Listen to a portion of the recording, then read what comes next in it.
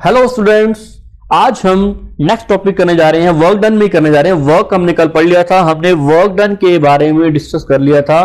तो सबसे पहले हमने वर्क के बारे में क्या पढ़ा था? हमने वर्क के बारे में यानी कार्य के बारे में हमें एक जनरलाइज फॉर्मूला निकाला था, W is equal to minus of integrate and P del V। ये हमने जनरलाइज फॉर्मूला एक हमने क्या किया था, ड्राइव किया था। आज हम क्या करेंगे कि डिफरेंट प्रोसेसेस के लिए इस फॉर्मूले से हम इंप्लीमेंट करेंगे कि डिफरेंट प्रोसेसेस के लिए डिफरेंट यानी विभिन्न प्रक्रमों के लिए वर्क डन क्या होता है उसको हम कैलकुलेट करेंगे। आपको सिंपल सी बात पता है कि हमारे पास क्या होता है, एक सिस्टम होता है। ये देखो एक सिस्टम है ना, ये क्या है, सिस्टम है। और सिस्टम कैसा होता है बच्चों? सिस्टम हमारे पास केमिस्ट्री में होता है, एक सिलेंडर होता है जिसके अंदर गैस फिल होती है और ऊपर से एक पिस्टन लगा होता है। देखो ऊपर से क्या लगा हुआ है, एक पिस्टन लगा हुआ है। ओके, एक पिस्टन लगा हुआ है और उस गैस जो कि इनर्ट गैस भरी हुई है, ये एक प्रकार की इनर्ट गैस भरी हुई है। इसके कारण जो प्रेशर जनरेट होगा उसको बोलेंगे पी ऑफ गैस, यानी applied pressure by the gas. Inert जो कि इनर्ट टाइप ऑफ गैस है। ओके, ये एक प्रकार की अक्रिया गैस है जो कभी भी रिएक्ट नहीं कर सकती, जो किसी से भी अभिक्रिया नहीं कर सकती, रिएक्शन नहीं कर सकती। उस पिस्टन लगे सिलेंडर को के द्वारा आप दो काम कर सकते हैं। इस पिस्टन ये पिस्टन से सिलेंडर लगा हुआ ना, इससे आप दो तरीके के काम करवा सकते हैं। एक तो होता है एक्सपेंशन का। अब एक्सपेंशन का मतलब क्या होता है तो बताता हूं। मान लो ये सिलेंडर है, इसको मैंने क्या कर दिया, मैंने इसको बर्नर के ऊपर रख दिया। बताओ बच्चों क्या होगा अगर मैं इसको बर्नर के ऊपर रख दूं तो क्या होगा बच्चों? यहां से इसको हीट मिलेगी, है ना, हीट मिलेगी और हीट मिलेगी तो मॉलिक्यूल्स में क्या आएगी, काइनेटिक एनर्जी आएगी। ड्यू टू काइनेटिक एनर्जी इन मॉलिक्यूल्स आपस में क्या करेंगे, काइनेटिक फॉर्म में आ जाएंगे, मोशन फॉर्म में आ जाएंगे, गति आ जाएगी, गति ऊर्जा आ जाएगी, जिसके कारण इस पर क्या पड़ेगा, एक प्रेशर जनरेट होगा, एक प्रेशर ऑफ गैस जनरेट होगा जो इस पिस्टन पर क्या करेगा, इस पिस्टन पर पुटअप होगा, इस पिस्टन पर डलेगा, है ना, दाब डलेगा। अगर मैं सिंपल सी बात बोलता हूं कि मैंने क्या किया कि हीटअप किया, उसको गर्म करना शुरू कर दिया, तो उससे क्या हो रहा है, ये जो पिस्टन धीरे धीरे खिसक के ऊपर की तरफ चला जाएगा। इसको क्या बोलते हैं अपने, इसको क्या बोलते हैं, इसका मतलब हम सिस्टम से चार तरीके के काम करा सकते हैं। एक तो अगर मैं इसको हीट दूं तो ये क्या होगा, सिस्टम क्या होगा, ये जो तंत्र है ये प्रसारित होगा, ये गैस फैलेगी, ये गैस स्प्रेड आउट होगी ड्यू टू हीटिंग और ड्यू टू काइनेटिक एनर्जी, गति ऊर्जा आने के कारण। समझे बात को? अगर मैं धीरे धीरे इसकी हीट को कम कर दूं और इसको मैं पूरे सिस्टम को कहां रख दूं, मैं फ्रिज के अंदर रख दूं, मान लो इसको मैं फ्रीज कर दूं, तो क्या होगा, ये गैस के मॉलिक्यूल्स के अंदर काइनेटिक एनर्जी धीरे धीरे क्या होने शुरू हो जाएगी, खत्म होनी शुरू हो जाएगी और ये मॉलिक्यूल्स धीरे धीरे पास आने शुरू हो जाएंगे और उससे क्या होगा, ये पिस्टन नीचे की तरफ आना शुरू हो जाएगा ड्यू टू कूलिंग इफेक्ट। इसका मतलब हम सिस्टम से कितने टाइप्स के काम करवा सकते हैं। एक तो हम करवा सकते हैं क्या, हीटिंग का। अगर इसको हीटिंग करें तो क्या होगा, अगर इसको कूल करें यानी इसको शीतलित करें तो क्या होगा, अगर इसको मैं हीटिंग करूंगा तो क्या होगा, एक्सप्रेशन होगा। क्या होगा उसका, एक्सपेंशन होगा। सिस्टम का क्या होगा, एक्सपेंशन, यानी वो गैस फैलेगी, उस गैस का प्रसार होगा। अगर मैं उसकी कूलिंग करूं तो गैस क्या होगी, कंप्रेस्ड होगी। गैस धीरे धीरे क्या होगी, सिकुड़ेगी, कंप्रेस्ड, है ना, धीरे धीरे क्या होगी, इसका संकुचन या गैस संपीड़ित होगी। संकुचन वर्ड सही नहीं है, संपीड़ित होगी। समझे बात को? तो ये चार हम सिस्टम से काम करवा सकते हैं। वर्क डन फॉर एक्सपेंशन क्या होगा, वर्क डन फॉर हीटिंग क्या होगा, वर्क डन फॉर कूलिंग क्या होगा, वर्क डन फॉर कंप्रेशन क्या होगा। अगर हम बात देखें तो हम मेनली दो काम करवा रहे हैं, दो वर्क डन करवा रहे हैं। अगर मैं हीटिंग की बात करूंगा इसका मतलब मैं एक्सपेंशन की बात कर रहा हूं, अगर मैं कूलिंग की बात करूंगा इसका मतलब मैं कंप्रेशन की बात कर रहा हूं। समझे बात को? तो मैं अब जो निकालने जा रहा हूं वो वर्क डन निकालने जा रहा हूं। हमारे पास जो जनरलाइज फॉर्मूला क्या आया था, W that is equal to minus of integrate P del V, ये हमारे पास जनरलाइज फॉर्मूला निकल कर आया था। अब इस फॉर्मूले को हम इंप्लीमेंट करने जा रहे हैं। Work done for expansion, work done for compression, work done for heating, work done for cooling. अगर मैं वर्क डन फॉर हीटिंग निकालूंगा तो अंडरस्टूड है कि वो एक्सपेंशन की बात कर रहा हूं। अगर मैं वर्क डन फॉर कार्य निकाल लूंगा शीतलन के लिए तो मैं इसका मतलब अंडरस्टूड है कि मैं संपीड़ित के लिए बात कर रहा हूं। अगर मैं सिस्टम को संपीड़ित करूं, अगर मैं सिस्टम को एक्सपेंशन करूं तो उस टाइम उसका कार्य क्या होगा, उस टाइम उसका वर्क डन क्या होगा, आज उसके बारे में बात करने जा रहे हैं। सबसे पहले हम क्या करने जा रहे हैं, work done for expansion heading डालो वर्क डन फॉर एक्सपेंशन। आज का लेक्चर छोटा सा आपका लेक्चर है बच्चों, डेली मैं ट्राई कर रहा हूं कि आपका डेली एक लेक्चर मिले आपको, ताकि ये यूनिट आपकी थर्मोडायनेमिक्स काफी बड़ी यूनिट है और इसको फटाफट को आपने खत्म किया जाए। एक्सपेंशन हम क्या करने जा रहे हैं, वर्क डन फॉर एक्सपेंशन पहला। अब इसका मतलब क्या है कि सिस्टम का जब भी वर्क डन का एक्सप्रेशन होगा, जब भी प्रसार होगा किसी भी सिस्टम का, तो इसका मतलब नो डाउट वॉल्यूम तो धीरे धीरे क्या होगा, इंक्रीज होगा। मान लो ये एक सिलेंडर है, इसके अंदर गैस के मॉलिक्यूल्स भरे हुए हैं, नीचे से मैं इसको हीट दे रहा हूं, तो ये नो डाउट ये पिस्टन धीरे धीरे ऊपर की तरफ आना शुरू हो जाएगा। इसका मतलब इसका पहले वॉल्यूम V1 था, इसका वॉल्यूम अब V2 है, तो नो डाउट मान लो इसका वॉल्यूम V इनिशियल है, यानी ये प्रारंभिक आयतन है, और इसका फाइनल वॉल्यूम है, यानी इसका VS मतलब इसका अंतिम आयतन है। यानी तो ये नो डाउट कि मुझे ये बताओ कि इनिशियल वॉल्यूम की वैल्यू फाइनल वॉल्यूम से कम होगी या नहीं होगी, यस या नो, जल्दी बोलो फटाफट।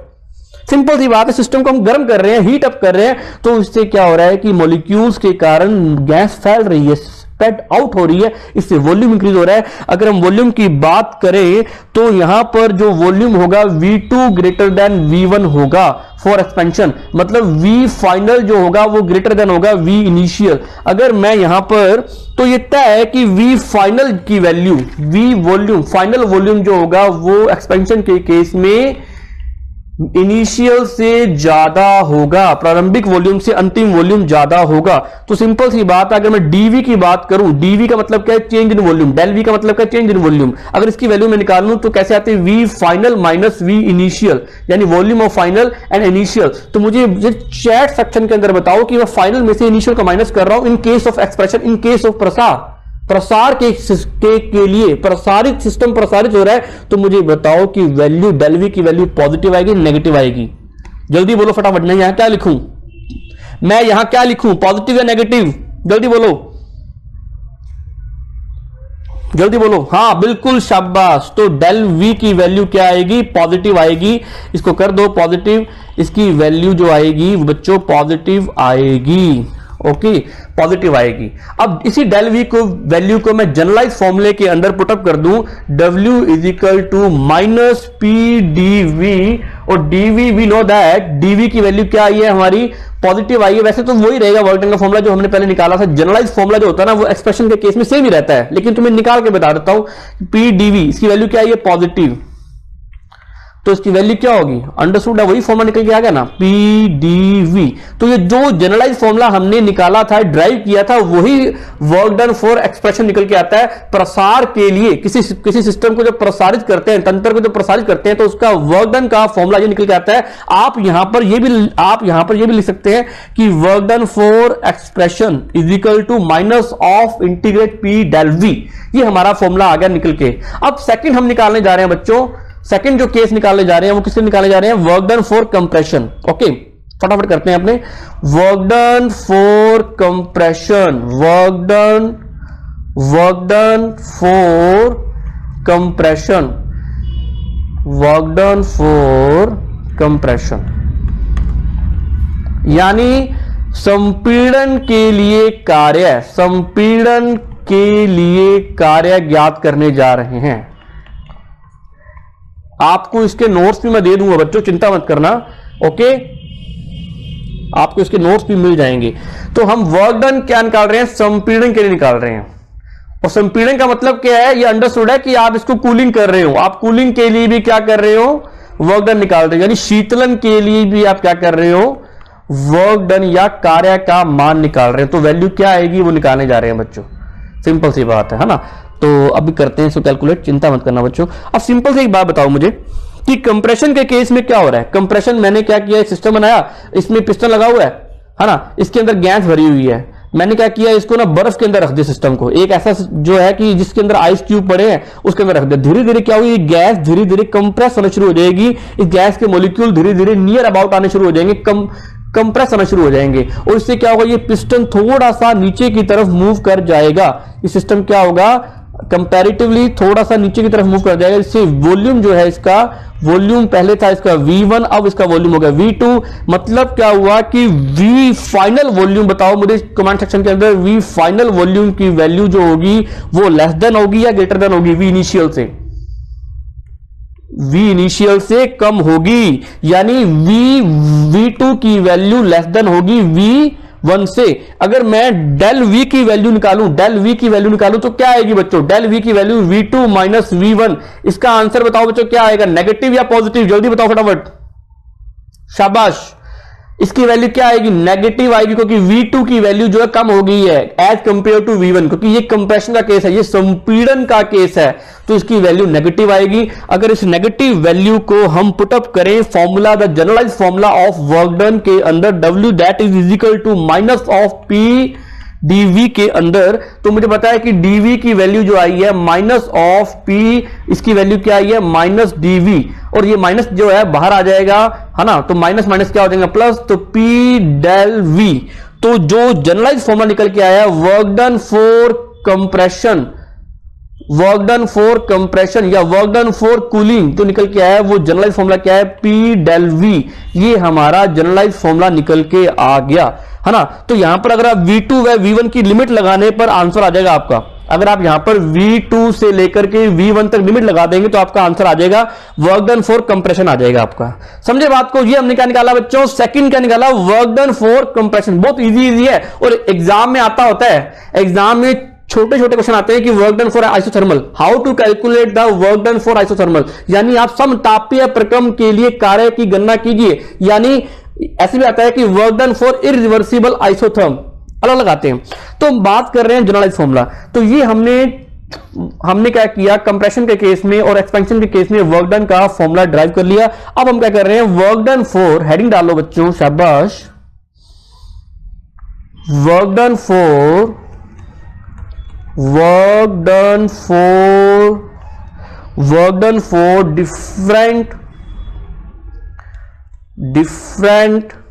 different processes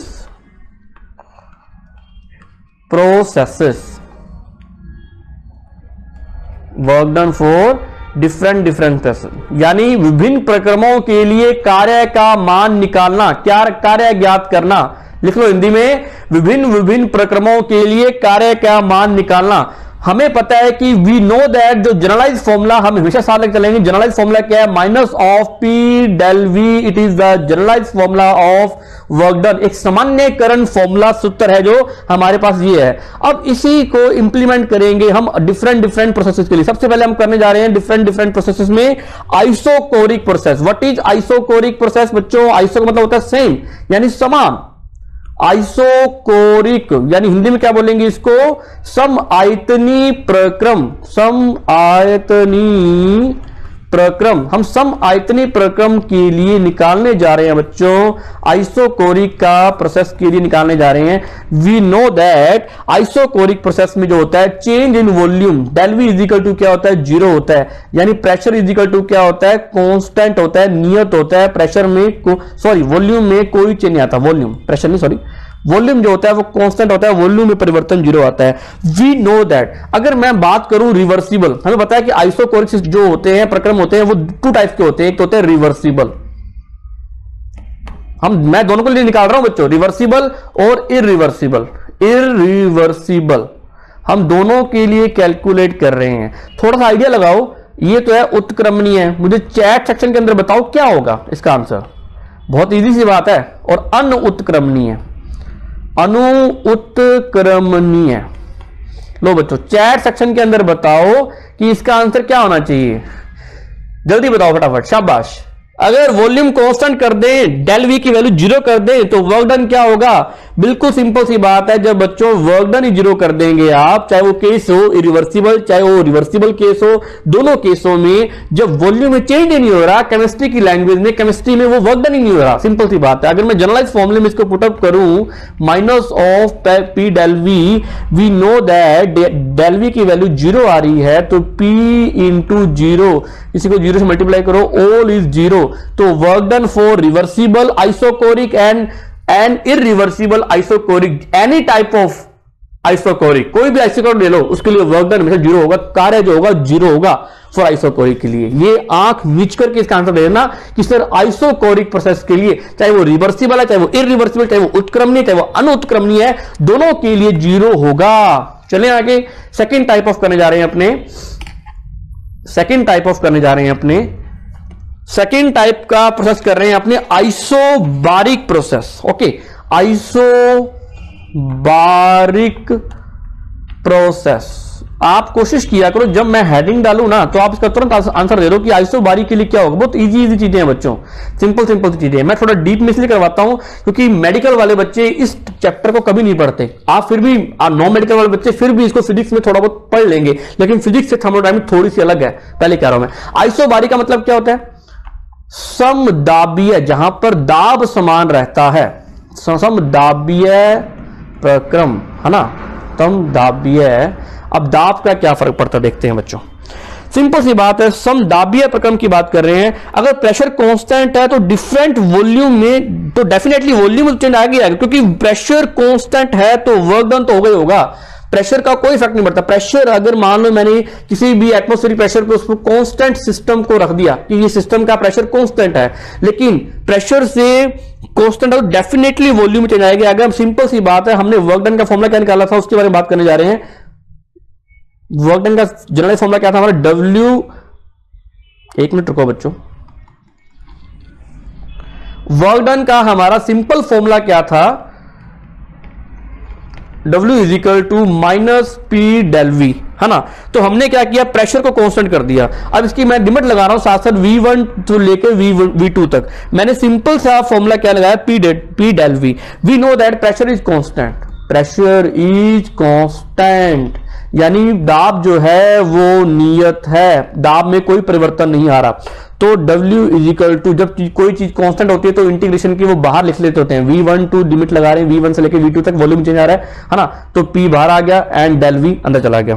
ठीक है, तो अब मैं इसकी लिमिट लगा रहा हूं। आपको बताया कि जब किसी भी डिफरेंशियल फॉर्म को या डीवी का इंटीग्रेट करते हैं तो डी से ये इंटीग्रेट कट जाता है और इसकी लिमिट क्या लगती है? ये v बच गया, v की लिमिट लगेगी v1 से v2। जो वॉल्यूम में चेंज आ रहा है वो v इनिशियल से v फाइनल की तरफ चेंज आ रहा है, मतलब उसका वॉल्यूम पहले कुछ और था अब उसका वॉल्यूम और हो रहा है। आइसोबारिक की केस में बात कर रहे हैं, आइसोबारिक की केस में तो मैं क्या लिखूंगा? W is equal to bracket close minus of P minus, चलो इसको तो अपने बाहर रख देते हैं, कोई दिक्कत नहीं है, minus of P V upper limit lower limit to upper limit. मैंने दोनों की लिमिट लगा दी एंड इसको सोल्व करने पर क्या आता है? Minus of P and V2 minus V1। तो फाइनलाइज हमारा क्या आंसर आ गया? W is equal to P del V, ये minus of P del V. ये आइसोबारिक की केस में आपको ये वाला फॉर्मूला लगाना है। सम आयतनिक प्रक्रम में आपको ये वाला फॉर्मूला, समदाबीय प्रक्रम में ये वाला सूत्र लगाना है। बच्चों सिंपल सी बात हुई है ना, मैंने कुछ भी नहीं किया, सिंपल सी बात है, मैंने डिफरेंट प्रोसेसेस के लिए डिफरेंट चीजें करके देखी है ना, तो ये आपको करना है। अब रह गया work done for isothermal. Isothermal भी टू टाइप से होंगे, रिवर्सिबल एंड इरिवर्सिबल, है ना। अब वर्क डन हमें किसका निकालना है? थर्ड टाइप जो अपने करने जा रहे हैं, work done for isothermal. Isothermal का मतलब क्या होता है? आइसोथर्मल के लिए रिवर्सिबल के लिए अलग आएगा और इरिवर्सिबल के लिए अलग आएगा, वो अपने बात करने जा रहे हैं। इरिवर्सिबल तो ये एग्जाम में आता होता है कि आइसोथर्मल के केस में वर्क डन क्या होगा, है ना।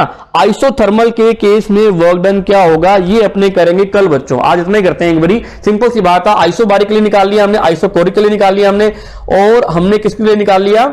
हमने कूलिंग के लिए एंड कंप्रेशन के लिए एंड एक्सपेंशन के लिए एंड यानी हीटिंग के लिए हमने डिफरेंट वर्क डन निकाल लिए। अब हम कार्य के बारे में कल और पढ़ेंगे बच्चों। कोशिश ये है कि आपको मैं डेली लेक्चर दूं और आपका कल संडे को भी लेक्चर होगा, ओके। और टाइम मैं बता दूंगा आपका। कंबाइंड क्लास होगी आपकी सारे बच्चों की, मेडिकल नॉन मेडिकल वालों की, तो आप सभी आ जाना। आज इतना ही करते हैं, ठीक है। क्लास को ऑफ करते हैं। हमने कोई डाउट हो मुझे बताओ फटाफट, चैट सेक्शन के अंदर फटाफट जल्दी बताओ, शाबाश। कोई डाउट हो तो बच्चों बताओ। ये हमने डिफरेंट के लिए वर्क डन निकाल लिए, वर्क डन एग्जाम में आते होते निकालने के लिए। जल्दी बताओ बच्चों फटाफट डाउट, या आज का लेक्चर समझ में आया? बहुत इजी था बच्चों, बिल्कुल आसान चीजें। चलो बच्चों बाय बच्चों, थैंक यू, मिलते हैं फिर कल।